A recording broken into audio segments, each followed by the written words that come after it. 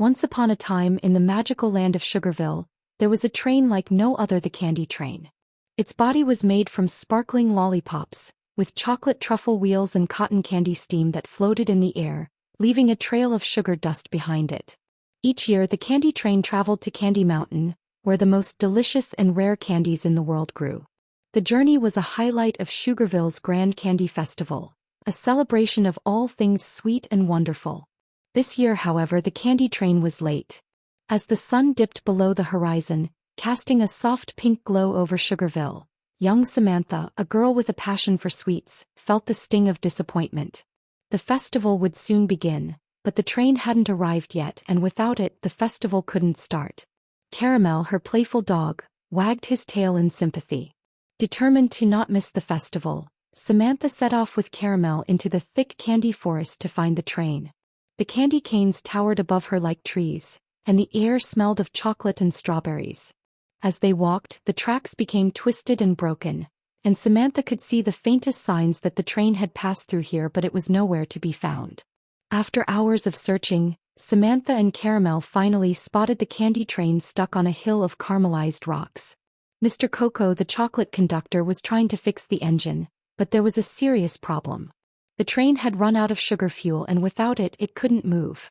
Mr. Coco's face was as chocolate smooth as ever, but his eyes were filled with worry.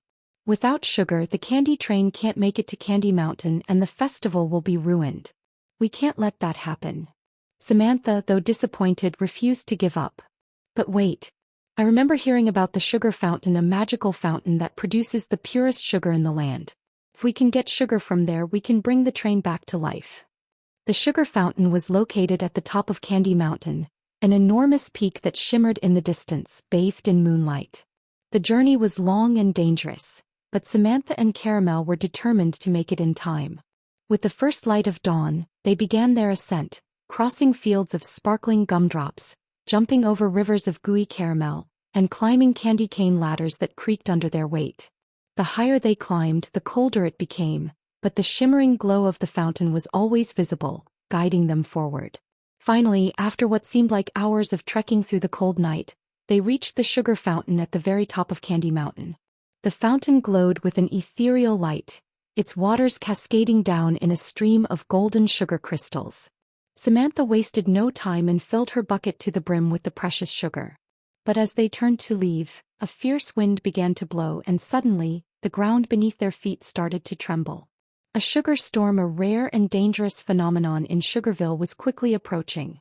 The sky turned dark and gusts of sweet, sticky winds threatened to carry them away. Samantha clutched the bucket tightly, her heart racing. Caramel barked nervously, his fur whipped by the storm's strength. "We can't let this stop us," Samantha shouted above the roar of the storm.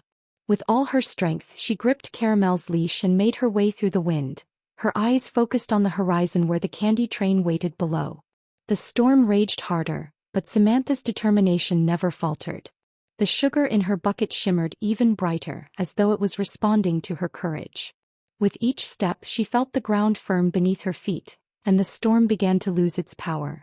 As they descended, the storm weakened, and by the time they reached the candy train, it had stopped completely.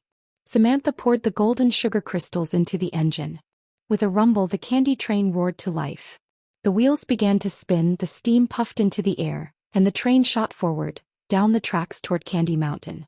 The candy train reached Candy Mountain just in time for the Grand Candy Festival. The people of Sugarville cheered as the train arrived, and the celebration began with the delicious candies of the mountain. But for Samantha, the true joy was in knowing that her determination, along with the help of her loyal dog Caramel, had saved the day. Thank you for listening and watching. Like, share, and subscribe for new audiobook stories every week.